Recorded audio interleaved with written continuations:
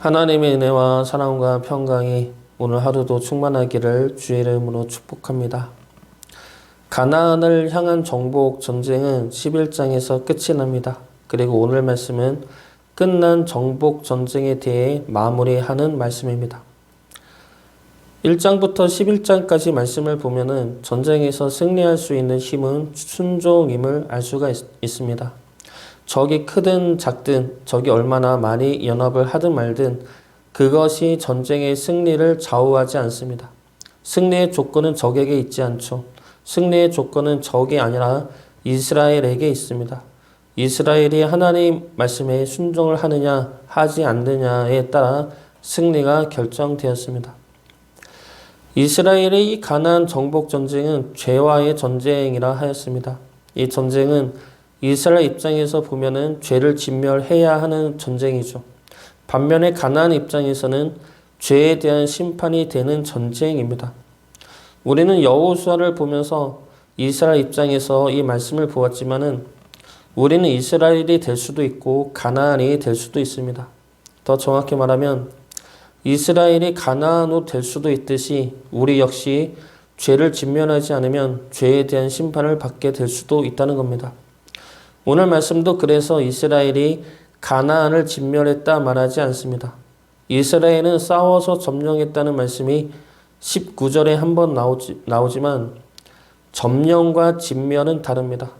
점령은 내가 통치하고 지배하게 되었다는 뜻이지만 진멸은 아예 없애버리는 것이죠. 그런데 하나님의 말씀은 진멸하라라는 말씀이었습니다. 오늘 말씀에서 이 진멸하다라는 말씀을 행한 것은 이스라엘이 아닙니다. 여호수아가 행한 것이죠. 진멸했다라는 말씀에 순종한 이는 이스라엘이 아니라 여호수아라는 겁니다. 성경이 이렇게 기록한 이유가 무엇입니까?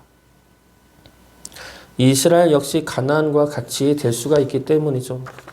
이미 진멸하라는 말씀을 어기고 있으므로 이들은 벌써 가나안의 길을 향해 가고 있다는 겁니다. 그래서 죄를 진멸하는 말씀은 우리가 순종해야 할 말씀과 동시에 우리가 진멸당하지 않도록 경계해야 할 말씀이 되는 것이죠. 오늘 말씀은 하나님이 가나안 정복 전쟁을 마무리하면서 그들의 심판받을 수밖에 없었던 죄에 대해서 알려주고 있습니다. 진멸당했어야 할 죄들이 무엇인지 오늘 말씀 통해 살펴보고 우리 안에서도 그러한 죄들이 있다면 진멸할 수 있는 시간이 되기를 주의 이름으로 축복합니다. 먼저 오늘 말씀에서 진멸당해야 할 죄로 나타난 것은 완악함입니다. 20절 말씀 보겠습니다. 그들의 마음이 완악하여 이스라엘 대적하여 싸우러 온 것은 여호와께서 그리하게 하신 것이라. 그들을 진멸하여 바치게 하여 은혜를 입지 못하게 하시고 여호와께서 모세에게 명령하신 대로 그들을 멸하려 하심이었더라. 여기서 완악하게 하셨다라는 말씀은 애굽의 바로 왕에게도 행하신 말씀입니다. 애굽의 바로 왕은 하나님의 백성을 보내라는 모세의 말에 이렇게 대답을 하죠. 출애굽기 5장 2절 말씀입니다. 바로가 이르되 여호와가 누구이기에 내가 그의 목소리를 듣고 이스라엘을 보내겠느냐. 나는 여호와를 알지 못하니 이스라엘을 보내지 아니하리라. 여호와가 누구이기에 내가 그의 말을 듣겠느냐. 이런 마음이 완악한 마음이고 이런 마음이 진멸당하여야 할 마음이라는 겁니다. 이 마음은 단지 하나님을 알지 못하는 마음이기 때문만은 아니죠. 하나님보다 내가 더 중요하다 생각하는 마음입니다. 하나님의 말씀보다 내 말이 더 중요하고 하나님의 뜻보다 내 생각과 내 뜻이 더 중요하다 생각하는 마음입니다. 그래서 하나님의 말씀과 뜻이 아니라 내 뜻과 내 생각과 내 계획대로 사는 것을 말합니다. 이것이 완악한 마음이라는 것이죠. 우리 생각과 뜻을 꺾는다는 것은 결코 쉬운 일이 아닙니다. 사람은 기본적으로 자기 말을 하기를 좋아하지 남의 말을 듣기를 좋아하지 않습니다. 그래서 내 말을 들어주는 자를 더 좋아하기 마련이죠. 이러한 성향은 하나님과 나와의 관계에서도 마찬가지입니다. 우리는 하나님이 내 말을 들어주기를 더 좋아하지 내가 하나님 말을 듣기를 좋아하지 않는다는 겁니다. 그래서 우리는 하나님의 말씀을 들을 생각도 준비도 안 되어 있을 때가 많습니다. 말하기에 있어서 가장 중요한 것은 듣는 이들로 하여금 들을 준비를 하게 하는 것이죠. 그래서 부흥사나 강연하는 강사나 처음에 말을 하는 것은 청중들과의 공감입니다. 보통은 재미있는 이야기로 청중들의 마음을 편안하게 하고 강사의 말에 관심을 기울이게 만들죠. 그러한 말을 하는 목적은 청중들로 하여금 자신의 말을 듣게 하기 위해서입니다. 들을 준비도 안 되어 있고 듣고자 하는 마음도 없다면 그 위에서 아무리 좋은 말을 해도 그 말은 청중들에게 들려지지가 않습니다. 하나님의 말씀 역시 마찬가지이죠.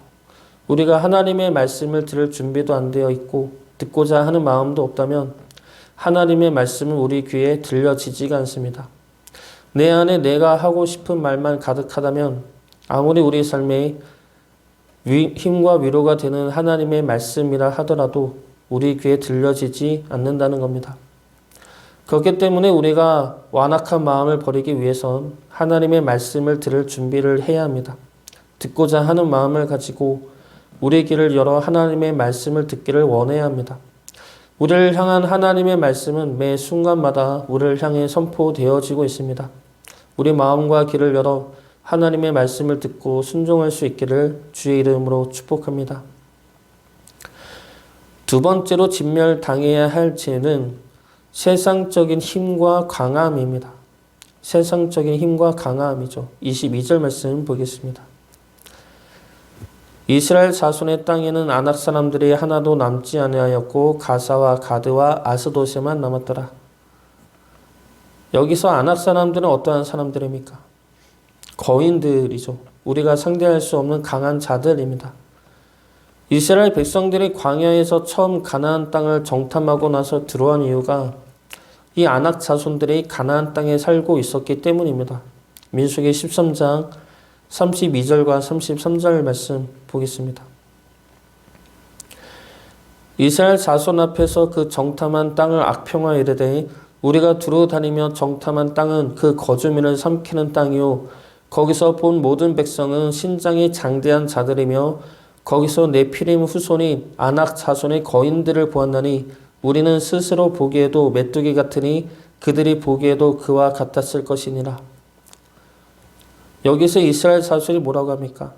아낙 자손의 거인들을 보았다라는 것과 스스로 메뚜기 같다라는 말을 합니다. 이것이 세상과 우리가 보는 세상의 힘과 우리의 모습이죠. 세상의 힘은 아낙 자손 같습니다. 크고 강하고 장대하죠. 이러한 크고 강함이 지금은 물질이고 권력이고 명예입니다. 우리가 보기에도 그것들이 강한 것 같고 그 기준에 우리를 보면은 우리는 메뚜기같이 약해 보입니다. 그래서 우리는 하나님의 백성임에도 불구하고 세상의 강함을 추구하고 원하고 그것을 쫓으며 산다는 겁니다. 그것을 하나님은 진멸해야 할 죄로 말씀하고 있습니다. 우리가 자랑해야 할 것은 아낙 자손과 같은 큰 물질이나 권력이나 명예가 아니죠. 우리가 자랑하고 붙들어야 할 것은 바로 십자가입니다. 고린도전서 1장 18절 말씀입니다. 십자가의 도가 멸망하는 자들에게는 미련한 것이요 구원을 받는 우리에게는 하나님의 능력이라. 십자가는 저주의 대상이었습니다. 실패와 약함과 죽음과 심판의 상징이 이 십자가였습니다. 그러나 그 저주와 죽음과 심판의 대상인 십자가를 주님이 어떻게 바꾸셨습니까? 생명과 승리와 영광의 대상으로 바꾸셨습니다. 우리가 바로 그러한 십자가이죠. 저주와 실패와 약함과 죽음과 심판의 대상인 우리 위에 주님이 죽으셔서 우리를 생명과 승리와 영광으로 바꾸어 주셨습니다. 이것이 우리가 붙들고 자랑해야 할 도라는 겁니다. 세상은 십자가에 매달린 주님을 비웃고 그러한 사랑과 희생을 무시하지만 믿는 우리는 그럴 수가 없죠. 그 수치와 고통이 우리를 위한 것임을 안다면 우리에게 십자가는 더 이상 약함이 아니라 사랑과 감사이고 우리가 쫓아야 할 삶의 모습이고 목적이어야 한다는 겁니다. 세상에서 강하다 하는 안악 자손은 없어지지만 십자가를 통해 이루신 생명과 영광과 승리는 영원합니다. 영원한 생명과 승리를 이루신 십자가의 길을 우리 또한 걸어갈 수 있기를 주의 이름으로 축복합니다. 마지막 세 번째로 진멸해야 할 죄는 우리 소견대로 행하는 것입니다. 23절 말씀 보겠습니다.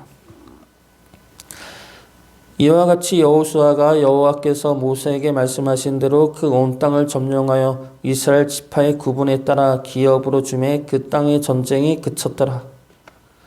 전쟁이 그쳤다는 말씀은 그 땅에 안식이 임하였다는 말씀입니다. 이 안식은 하나님이 약속하신 안식이죠. 신명기 12장 8절부터 10절까지 말씀입니다. 우리가 오늘 여기에서는 각기 소견대로 하였거니와 너희가 거기에서는 그렇게 하지 말지니라. 너희가 너희 하나님 여호와께서 주시는 안식과 기업에 아직은 이르지 못하였거니와 너희가 요단을 건너 너희 하나님 여호와께서 너희에게 기업으로 주시는 땅에 거주하게 될 때 또는 여호와께서 너희에게 너희 주위의 모든 대적을 이기게 하시고 너희에게 안식을 주사 너희를 평안히 거주하게 하실 때 여기서 안식은 여호와께서 주시는 안식이라 말씀하십니다. 그러면서 아직 그 안식이 이르지 못함은 오늘까지 우리 소견대로 행하였기 때문이라 말하고 있습니다. 안식은 평안이고 히브리어 말로 샬롬입니다. 이 평안은 하나님이 주시는 것인데 그것을 받기 위해서 우리는 우리의 소견이 아니라 하나님의 말씀에 따른 순종을 해야 합니다. 그리고 하나님의 말씀은 죄를 진멸하는 것이죠. 죄를 진멸하려면 전쟁을 해야 합니다. 그러나 그 전쟁이 두렵고 힘들고 지쳐서 하지 않는다면 우리는 평안을 누릴 수가 없죠. 우리의 생각에는 이만하면 됐으니 이제 쉬자 한다 해도 죄가 있다면 우리에게 쉼과 안식은 오지 않습니다.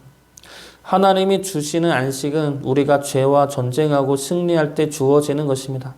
그 평안과 안식을 누릴 수 있기를 바랍니다. 죄가 주는 두려움과 염려와 분노에 승리하심으로 하나님이 주시는 참된 평안을 누리시기를 주의 이름으로 축복합니다.